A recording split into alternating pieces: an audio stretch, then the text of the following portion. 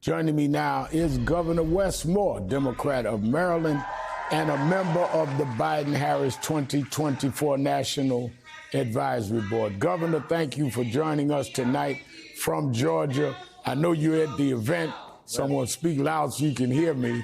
But a few days out from this Democratic primary, and you'll be joining President Biden on stage there behind you in Atlanta in the next hour or so for a campaign event targeting black political veterans. We understand that the president will announce new endorsements from the three largest political groups representing Asian, Pacific, Black, and Latino communities: the AAPI Victory Fund, the Collective PAC, and the Latino Victory Fund, with three groups announcing $30 million in commitment to mobilizing communities of color for the Biden-Harris ticket ahead of the November election.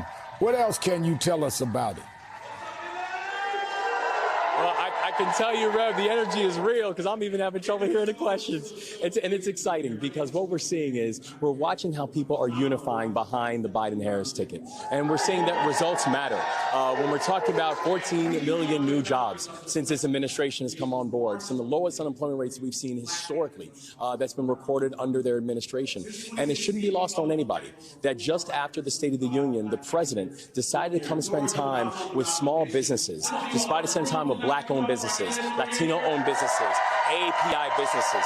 That's how he chose to come spend his time to talk about issues of work, wages, and wealth for all of our communities and not just some. And so I think people are energized and excited, and we can see why, because results matter. Now, staying with the Biden campaign, Biden campaign has prioritized recapturing ground lost with black voters. Targeting battleground states where black support could be a deciding factor. As a member of the campaign's national board, do you get the sense that black support will finally consolidate around the president now that a rematch with Donald Trump is unofficially set and he continues to say, in my opinion, racist things, Governor?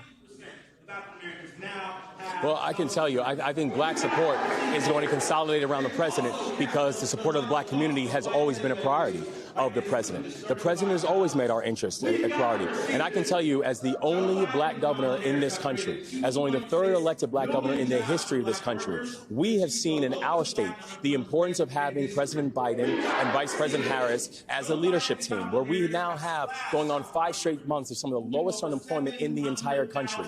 Since I've been governor, we've announced tens of thousands of new jobs. We're doing this in partnership with the Biden-Harris administration. And so I see that the black community will mobilize behind this president because this president has always mobilized behind the black community. Now, I know it's not your state, but Republican primary voters in North Carolina nominated the state's lieutenant governor, Mark Robinson, to become their governor in November. Robinson, who has a laundry list of comments disparaging the civil rights movement as crap and a communist plot, who has also argued for reparations, but suggested that it's black Americans that owe them to whites, blaming the transatlantic slave trade largely on Africans. And in a resurfaced video from 2020, he said, and I'm quoting, "I absolutely want to go back to the America where women couldn't vote," end of quote. Given that you're one of the 3 black governors this nation has ever had, as you just said, what does it say to you that this is a Tar Heel Republican who's black running to run their state? I can tell you his ignorance is staggering. And it's really unfortunate that we have a major party who has nominated this as the standard bearer. And the thing that I would say is this, when I was elected as governor of the state of Maryland with more votes than anyone who's ever run for the history of the state of Maryland, we had the black community who rounded up behind me.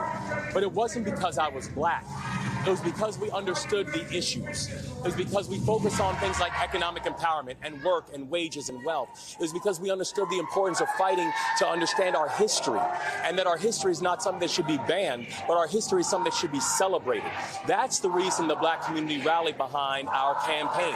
It wasn't because what I looked like, it's what we stood for. And so that's why I think when people ask me, are you excited about having a black governor in North Carolina, this guy, Lieutenant Governor Robinson, my answer is absolutely not. Because if you're not willing to fight for our community, then you should not be representing our community, and I don't care what you look like. And clearly people in Maryland, white and black, felt you represented their communities, and people like Larry Young wouldn't have gave you any shorts, and I know that. You have to stand for something. That's now, right. Out of all the priorities the president laid out Thursday, which resonated with you the most as a governor and make you most want him back as a partner in the Oval Office in November and beyond? I think the big thing is the president is focusing on economics. If you look at what's happened in our state, since I've been the governor, when I came on board, we were ranked 47th in economic momentum. Maryland has now jumped 20 slots in economic momentum, making our economic force one of the fastest growing in the entire country. That's been intentional, and it's been done in partnership with the Biden administration. And so his ability to focus on work and getting more people employed, focus on wages, and actually making sure that there's no reason for a person to be working a job, and in some cases multiple jobs, and still living at or below a poverty line.